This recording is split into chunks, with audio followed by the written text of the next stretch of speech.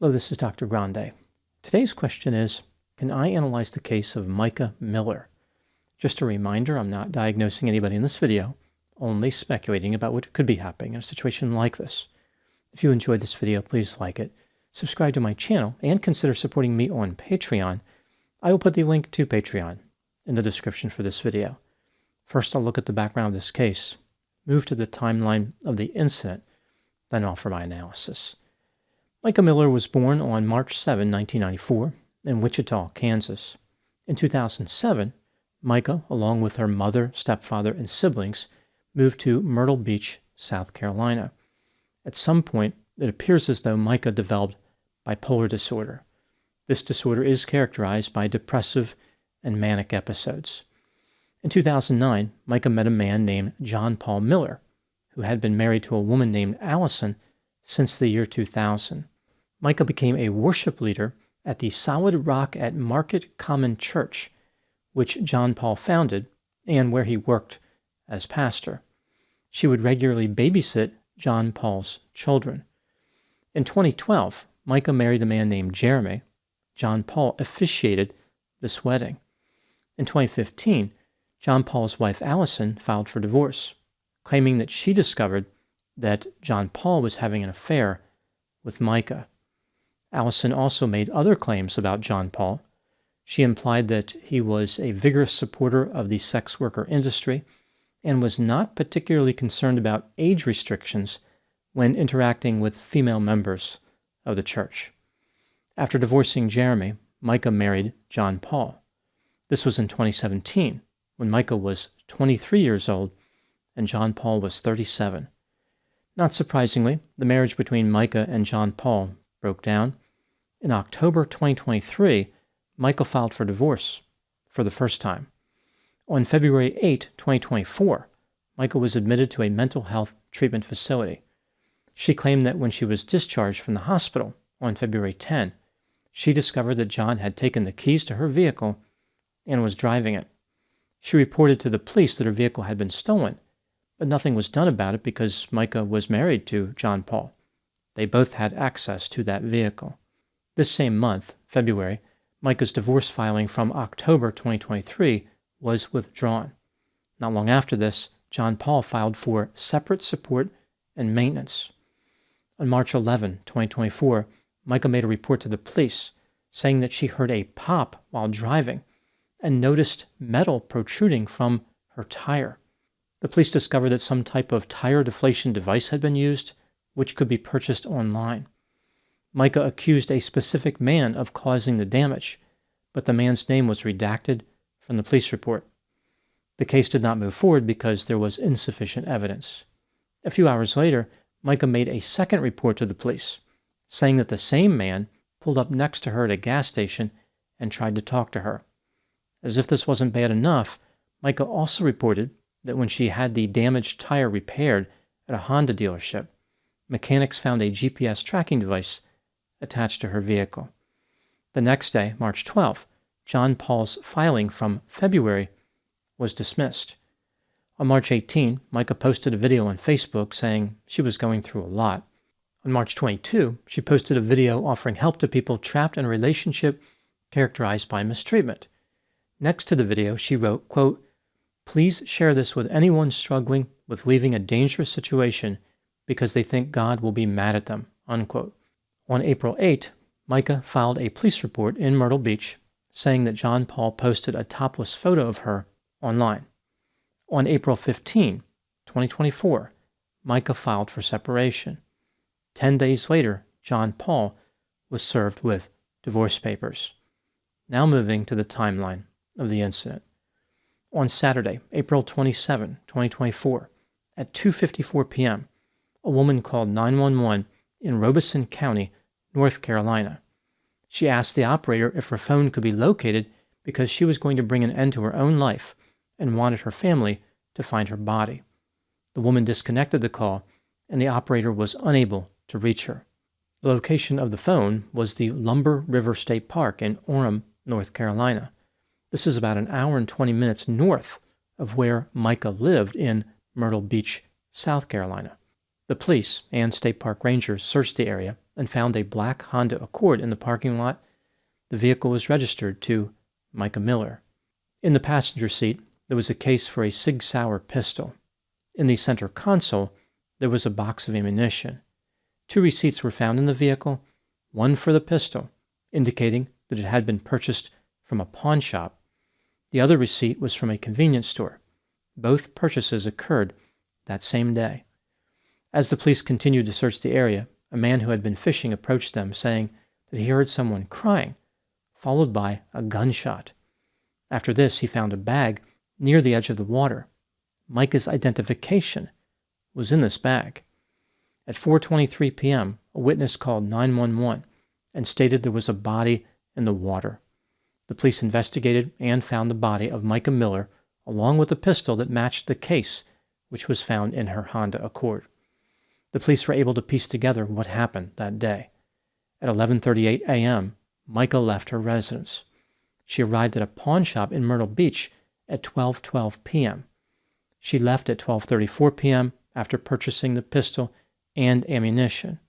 At 1:27 p.m., her black Honda Accord arrived at a store in Mullins, South Carolina. She left at 1:35 p.m. after buying gasoline and a drink. And of course, her last call occurred at 2:54 p.m. She called 911, as I mentioned.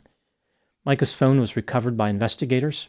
She had searched the term National Parks Near Me. The search returned the result of Lumber River State Park. Again, this is where her body was found. As the police continued their investigation, they learned that Mica and John Paul were separated and involved in the court system. Allegedly, John Paul had been romantically involved with another woman. On April 27 at 2:22 p.m., 32 minutes before Mica called 911, John Paul's vehicle was observed in Horry County, South Carolina. This placed him over an hour from Lumber River State Park. John Paul was nowhere near Mica when she died. On April 28, John Paul made an announcement at his church saying that his wife had died and he was going to take a little break. On May 5, 2024, this little break became a big break because John Paul was relieved of his position as pastor. It's not clear if he wanted that to happen or if this was adverse to his will. His removal from this position does not appear to be permanent, at least not yet. Now moving to my analysis. Here are my thoughts on a few areas that stood out to me in this case. Item number 1. Due to John Paul's alleged bad behavior, this case has generated a tremendous amount of controversy. Many people believe that John Paul caused the tragic ending. Some people have even suggested he was somehow directly involved in Mica's death, which is something the police said did not happen. Again, John Paul was nowhere near Mica when she died. Furthermore, Mica was captured on video surveillance purchasing a pistol, and she called 911. Distress caused by John Paul may have been on Mica's mind, but there is no doubt that Mica was the shooter. She acted alone on the day she died. Item number 2. In the time leading up to her death, Mica made many accusations against John Paul. Here are just a few examples. Mica told family members that if she were to be found dead, John Paul was responsible. She even specifically made a reference to a bullet striking her head. Mica claimed that John Paul groomed her from when she was a teenager until they married in 2017. She claimed this started when she was 10 years old, but at that point, she did not know John Paul. Perhaps she meant it started in 2010. Mica wrote a letter to her attorney indicating that John Paul mistreated her in every way possible, for example, physically, emotionally, and financially. He allegedly hacked her email and Facebook accounts, took her phone and sent text messages and emails to church members pretending to be her, and planted 3 different tracking devices on her vehicle. Mica claimed that John Paul posted a topless photo of her online. In an email, John Paul appeared to admit doing this. He wrote, quote, "I'm sorry for putting a picture of you on the internet. It was for less than 1 hour and immediately taken down. I was hurt that you are telling everyone horrible, intimate details of my past sin, and I just wanted to try and hurt you. Please forgive me. It was evil of me to do that," unquote. John Paul appeared to admit putting GPS trackers on her vehicle and apologized for causing damage to her vehicle. An attorney for Mica's sister claimed that John Paul mistreated Mica by taking away phones, blocking access to money, and trying to gain control over her. The attorney said, quote, "Every time she tried to leave him, he would harass and stalk her to the point she just felt like she had to give up and go back," unquote. It's worth noting that John Paul's attorney denied allegations that John Paul had ever mistreated Mica. In addition to all these accusations, John Paul had some prior run-ins with law enforcement. For example, reportedly, years earlier, he had been convicted of aggravated assault. Item number 3. During a memorial service for Mica on May 5, 2024, John Paul offered a bizarre and rambling eulogy. He said that he visited her body 4 times, and on one occasion tried to raise her from the dead. It sounded like he was suggesting that he had the power of a deity. Later, when he was at a shopping mall, John Paul saw a woman who looked like Mica. For a moment, he thought he had successfully resurrected her. The woman turned out to be one of Mica's sisters. When talking about his time being married to Mica, John Paul made many positive statements about her, but he slipped in a lot of comments that were connected to bipolar disorder symptoms. For example, he said that Mica would talk for hours on end and change the subject frequently. She was excitement-seeking and liked dangerous activities, and she had an endless source of grandiose ideas, most of which she would forget about quickly. There is the sense that John Paul was trying to get in a few shots during the eulogy. Also, he may have wanted people to know that his wife had a mental disorder because it would tend to discredit her allegations against him.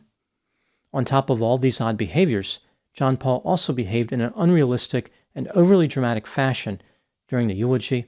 He made facial expressions that were inconsistent with sadness, and there did not appear to be tears when he cried. Item number 4. What do I think happened in this case? This is just a theory, my opinion. John Paul is self-centered, grandiose, arrogant, manipulative, deceptive, attention-seeking, thrill-seeking, shallow, overconfident, charismatic, and exceedingly creepy.